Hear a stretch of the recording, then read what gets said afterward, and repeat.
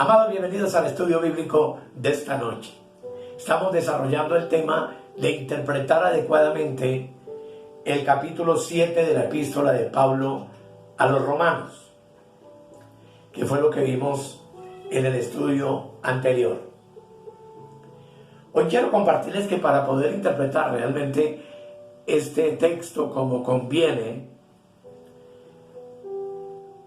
muchas veces nosotros mismos y mucha gente suele confundir la ley de Dios con la ley de Moisés. Aunque en teoría son casi lo mismo, en realidad tienen diferencias. Y de eso es que nos vamos a ocupar en este tema. Bienvenidos.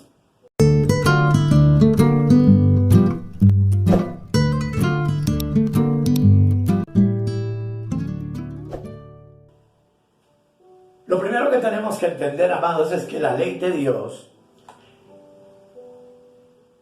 es la ley moral, es el decálogo, lo que tú y yo desde pequeños conocimos como los 10 mandamientos. Mientras la ley de Moisés es el conjunto de ordenanzas o decretos que hizo Moisés con la autorización de Dios, derivadas de los 10 mandamientos, y que fueron en total unos 613 decretos o mandamientos más o menos. Esa ley de Moisés era una especie de legalización para por medio de ella dirigir, controlar, organizar, guiar y mantener la sociedad hebrea en el camino de adoración a Jehová, su Dios, y vivir de acuerdo a esas reglas. Muy parecido a lo que hace nuestra sociedad actual por medio del sistema de la legalización judicial, código penal, código civil, laboral, legislación de tierras, ética, etcétera, que nos trata de enseñar las pautas o controles que debemos aplicar para vivir equitativamente en la sociedad, respetando la vida humana y los bienes ajenos. Así que es importante señalar que el capítulo 7 de Romanos exige de nosotros, al interpretarlo, prudencia, para poder identificar cuando el apóstol Pablo menciona la ley y a cuál de estas se está refiriendo. Pues de todas maneras encontramos en el 5, el 6, el 7 y el 8. Número 1, la ley de Dios. Más específicamente está la ley de Moisés, pero también está la ley del pecado y de la muerte. Y en pocas ocasiones el apóstol especifica de qué es que está hablando. Y por ende el lector puede llegarse a confundir acerca del objeto que el apóstol quiere transmitir, dando como resultado, amados, una mala interpretación de la palabra. Aunque si la persona que lee es cuidadosa, se dará cuenta en el texto a través del predicado de lo que se dice del sujeto de quien está hablando. Por ejemplo, cuando menciona Pablo en sus escritos a la ley, él dice que es nuestro ayo que nos lleva a Cristo. Dice de ella que nos acusa. Dice de la ley que revela el pecado.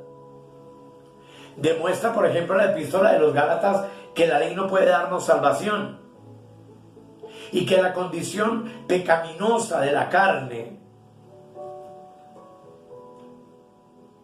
esa maldita condición en que nos encontrábamos antes de venir a Cristo, es pecaminosa. Y esa pecaminosidad del hombre en Adán se encuentra enmarcada en la ley de Dios. Así, amados, entonces, la Escritura dice en Romanos 7, versículo 12, de manera que la ley, y esta es la ley de Dios, no es la ley de Moisés, dice, a la verdad es santa, y el mandamiento santo, justo y bueno. Pero cuando de ella nos está diciendo que estamos bajo maldición, que se enseñorea, mientras que yo vivo en mi carne, que me hace hacer lo que no quiero, que mata y que me convierte en reo de muerte, indudablemente se está refiriendo a la ley del pecado. Yo sé que lo vamos a entender. Esto porque todos sabemos que a través del primer hombre, Adán, entonces estamos bajo pecado. Romanos 3:10 dice que no hay justo ni aun uno. Y Romanos 6:23 dice que la paga del pecado es muerte. Lo más tremendo de todo, amados, es que en algunas ocasiones he escuchado decir a pastores y predicadores, hablando del tema del nuevo pacto y del fin de la ley, el nuevo pacto bajo el cual estamos amparados a partir de la resurrección de Cristo, que ya no estamos bajo la ley, y específicamente mencionan la ley de los 10 mandamientos. Pero eso es una tremenda barbaridad. ¿Cómo pueden decir que la ley moral de Dios está obsoleta o que fue abolida por Cristo en la cruz y que ya no estamos bajo ella? Es una interpretación, vuelvo y lo repito, completamente errónea. Y es que no nos queda difícil reconocer que la vida y la conducta de un cristiano ante Dios está basada en su ley moral. Y muchos no se dan cuenta que los 10 mandamientos, o sea, la ley de Dios, refleja el carácter de Dios, refleja la personalidad divina, refleja la santidad del Señor, su amor y por ende su justicia. Y yo les pregunto a los que así piensan, ¿bajo qué normas de valores morales de justicia creen ustedes que nos pasará juicio a todos? A la iglesia en el tribunal de Cristo y a todos los que han muerto sin Cristo en el trono blanco al final del milenio. Sin duda alguna, tú y yo vamos a ser juzgados a través de la ley moral de Dios. Allí serán juzgadas nuestras obras, todo lo que habramos hecho en la vida, sea bueno o sea malo, pasará por el escrutinio del ojo de nuestro Señor Jesucristo. Y todo eso basado en la ley moral de Dios, es decir, en los 10 mandamientos. Muchas personas a menudo suelen justificarse erróneamente, haciendo una mala interpretación de Colosenses capítulo 2, versículo 14, que yo le invito para que lo leamos juntos. Colosenses capítulo 2, verso 14. Leamos desde el 13. Dice la palabra: y a vosotros, le está hablando Pablo a los creyentes de Colosas, a los nacidos de nuevo de Colosas. Les dice: y a vosotros, estando muertos en pecado y en la incircuncisión de vuestra carne, os dio vida juntamente con él, perdonándoos todos los pecados. Y el versículo 14 dice: anulando el acta de los decretos que había contra nosotros, que nos era contraria, quitándola del medio y clavándola en la cruz. Hay la versión de las Américas, por ejemplo, que dice de la siguiente manera: habiendo cancelado el documento de deuda que consistía en decretos contra nosotros y que nos era adverso, y lo ha quitado de en medio, clavándolo en la cruz. Quiero mostrarles como lo dicen dos versiones más. Una versión dice cancelando el manuscrito de las ordenanzas que había contra nosotros, que nos era contrario, quitándolo de en medio y clavándolo en la cruz. Esta versión Reina Valera Gómez, que está en circulación últimamente. Pero la versión más vieja, que es la 1909 de la Reina Valera, dice: rayendo la célula de los ritos que nos era contraria, que era contra nosotros, quitándola del medio y enclavándola en la cruz. Entonces, amados, en los manuscritos escritos en griego, se habla de un documento que consistía en ordenanzas, decretos y ritos. Y claramente el texto dice que todos esos decretos, ritos y ordenanzas nos eran contrarios. Y eso va en oposición con el hecho de que fue clavada en la cruz. Lo que tenemos que entender es que se habla de la ley de Moisés, no de la ley moral de Dios. O sea, los 10 mandamientos, vuelvo a repetirlo. Pues esta ley de Moisés hoy sería gravosa para cualquiera de nosotros, para el creyente que anda en el Espíritu, para el creyente que ha sido salvo por la gracia de Dios, que entiende que ya lo que somos lo somos por medio de la fe y no de las obras, que nuestra salvación está basada en la sangre de Cristo y que es un don y es un regalo de Dios.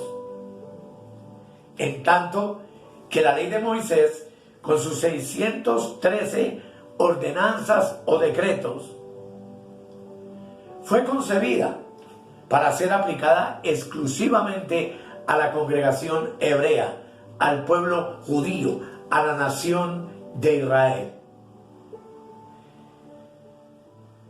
Esa ley de Moisés te decía, por ejemplo, con quién debes casarte, con quién se te prohíbe unirte o juntarte.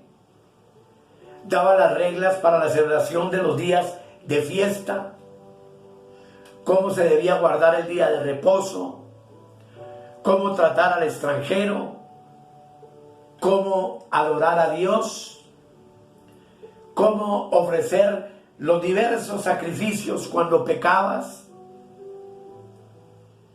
Esa ley le enseñaba al pueblo qué debía o no podía comer. Al nacer un hijo, esa ley determinaba el tiempo al cual debía ser presentado para ser circuncidado. Prohibía unirse a extranjeros. Prohibía aceptar en la congregación de Israel a un hijo bastardo. Penaba con muerte a cualquiera que fallara en alguno de esos estatutos y mandamientos. Y muchos también eran expulsados de la convivencia y de la congregación de Israel al infringirlos. Pero Cristo, con su muerte, nos liberó de esa letra muerta. Por ejemplo, el más contundente es su muerte, que tú y yo sabemos que simboliza el sacrificio expiatorio por el pecado. En tanto que bajo la ley de Moisés había que ofrecer constantemente sacrificios de sangre y de animales por el pecado, Cristo con un solo sacrificio anuló esa acta de decretos. Y hoy tú y yo somos perdonados por el sacrificio de Jesús en la cruz. El israelita normalmente tenía que ofrecer un animal en holocausto e ir al templo, o primero en el tabernáculo de reunión, pero ya construido el templo, debía llevarlo al templo como sacrificio expiatorio para buscar el perdón de sus pecados. Tanto él individualmente, así también tenía que hacerlo el sumo sacerdote cada año para expiar los pecados no solo de él, sino los pecados de toda la congregación. Resulta, amados, que hoy en día, tú y yo como creyentes, estamos completamente libres de eso. Tú y yo solo tenemos que presentar nuestras faltas ante Dios con arrepentimiento sincero. Y Él nos perdona. Él perdona todas nuestras rebeliones y todos nuestros pecados. Cuando tú y yo arrepentidos los confesamos delante de Él. ¿Y por qué ya no tenemos que sacrificar animales? Porque Cristo se presentó a sí mismo como el Cordero de Dios, sacrificado, para limpiar nuestros pecados, haciendo esto una sola vez y para siempre, como enseña la Escritura. Así que, amados, debemos darnos cuenta de qué nos liberó Cristo al morir por nosotros en la cruz. Y que ese mamotreto de decretos y leyes civiles para el pueblo fue lo que Él clavó en la cruz y a lo que Él le puso fin con su muerte. Por otro lado está la ley del pecado, en la que estábamos presos desde la caída de Adán. El pecado de Adán cayó sobre todos los hombres. Pero lo maravilloso de todo esto es que ahí en Romanos, el versículo 8, que estaremos viendo en el próximo tema completo, dice: ahora pues, o sea, ahora en la dispensación de la gracia, luego de la muerte de Cristo, ninguna condenación hay para los que están en Cristo Jesús, los que no andan conforme a la carne, sino conforme al Espíritu. Todos los hombres antes de Cristo andan, viven y se mueven en la carne. Todo hombre sin Cristo opera bajo la ley del pecado de Adán en sus vidas. Y es lo que vemos que hoy tiene a esta humanidad sumida en tantas aberraciones, en tantos delitos sexuales, morales, espirituales, un mundo convulsionado y en caos por el pecado. La razón es esa. Pero para quien está en Cristo, que ya no anda en la carne, o sea, el alma y el cuerpo dirigiendo su vida sin el espíritu, porque lo tenía muerto, hoy, por la gracia y la misericordia de Dios, puede andar, vivir y moverse en el espíritu, de lo cual hablaremos en el próximo tema. Pero al mismo tiempo, Cristo clavó en la cruz la ley del pecado. Están las dos: la ley de Moisés y la ley del pecado, librándonos de ella. Bajo la ley del pecado estábamos presos y éramos esclavos, como dice el apóstol, vendidos al pecado. Pero Romanos 8:2 dice: porque la ley del Espíritu de vida que viene de Cristo para nosotros, en Cristo Jesús, dice, me ha librado de la ley del pecado y de la muerte. Y esto es algo maravilloso y extraordinario, amados. A menudo Jesús era mencionado en el Antiguo Testamento, tú y yo lo sabemos, como el Mesías. A esta altura, cuando interpretemos completo el capítulo 7, del 7 al 25, lo que Pablo habla, nos daremos cuenta que todos los hombres antes de Cristo estaban en la carne. Eran esclavos del pecado. La ley del pecado se enseñoreó de los hombres desde Adán hasta Cristo en la cruz. Y es importante entender que la nación judía esperaba al Mesías, al libertador. Y pregunto, ¿libertador de qué? ¿Qué significa libertador? Es uno que te libera, que libra a la persona de una carga, un peso, un castigo, una ley, etc. Y la Escritura dice en Romanos 11, 26, que vamos a leer. Romanos 11, 26. Dice: y luego todo Israel será salvo, como está escrito: vendrá de Sión, que es la ciudad de Jerusalén, el libertador, que apartará de Jacob, que es la nación de Israel, la impiedad. Y este será mi pacto con ellos cuando yo quite sus pecados. Hasta hoy la nación de Israel sigue en Adán, sigue en el viejo hombre, sigue en la vieja naturaleza, que es lo que Pablo va a explicar en el capítulo 7. Y ellos esperaban a alguien que los liberara del yugo del imperio romano y de los césares, de la persecución y de la esclavitud en que vivían.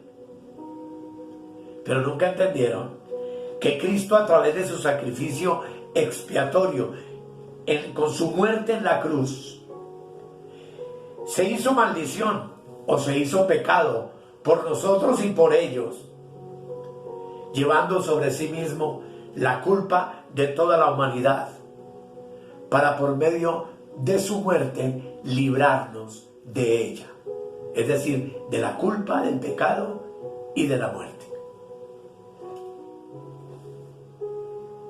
Así que, amados, teniendo nosotros esto en claro, habiendo visto en el tema anterior que Pablo habla personalmente de su yo, pero de una manera simbólica, para referirse a lo que es el hombre aparte de Cristo, desde Adán hasta Cristo. Aunque la ley, como ya vimos también, vino en el monte Sinaí para hacer que el hombre entendiera lo que es el pecado. Y esa ley de Dios, esa ley moral de Dios, es el decálogo, son los 10 mandamientos. Y entendiendo esto, entonces ya tú y yo podemos decir que estamos preparados para leer Romanos 7, que será lo que vamos a hacer en la próxima ocasión, e interpretar el asunto que Pablo o la Biblia Reina Valera a partir del versículo 17 califica como el pecado que mora en mí. Y nos daremos cuenta de esta gran enseñanza del apóstol y del contraste de lo que es estar en la carne, sin Cristo, con el espíritu muerto, y haber nacido de nuevo por la misericordia del Dios vivo, y ser tú y yo hoy hombres y mujeres espirituales, por supuesto libres de la ley del pecado y de la muerte. Así que, amados, los invito para la próxima ocasión. Estaremos en el próximo tema el día miércoles, cerrándolo y haciendo un análisis general y un contraste entre el capítulo 7 y el capítulo 8 de esta epístola. Esto nos sirve para entender que tú y yo no estamos bajo la ley de Moisés, sino bajo la gracia de Dios, viviendo el decálogo de Dios, cumpliendo los mandamientos de Dios, que son 10, de los cuales no voy a hablarles ahora, pero que tienen que ver justamente con el comportamiento tuyo y el mío, de manera general, como creyentes, en medio de una generación maligna y perversa. Y podemos hoy darle gracias al Señor entonces por esta aclaración maravillosa. Quizá para muchos no es importante, quizá a algunos no les interese demasiado el tema, pero como hemos estado hablando de la gracia, me viene la necesidad de trazarlo para que tengamos una plena comprensión de lo que pasó después de la cruz con Cristo Jesús y con nuestras vidas y con el hombre sobre la tierra. Vamos a orar. Querido Padre, te doy gracias en el nombre de Jesús.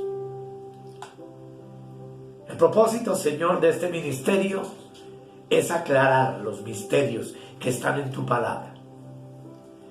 Y es que cada uno de nosotros pueda tener una visión clara, un conocimiento perfecto de lo que somos en ti.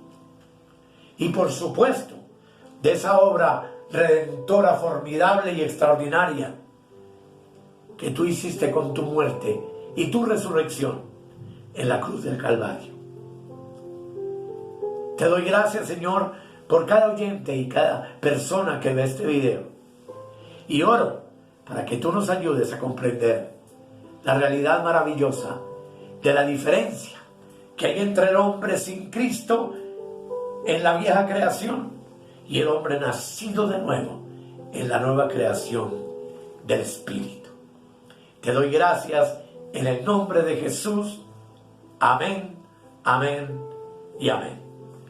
Muchas gracias, amados, y con la ayuda de Dios nos vemos el próximo miércoles. Bendiciones.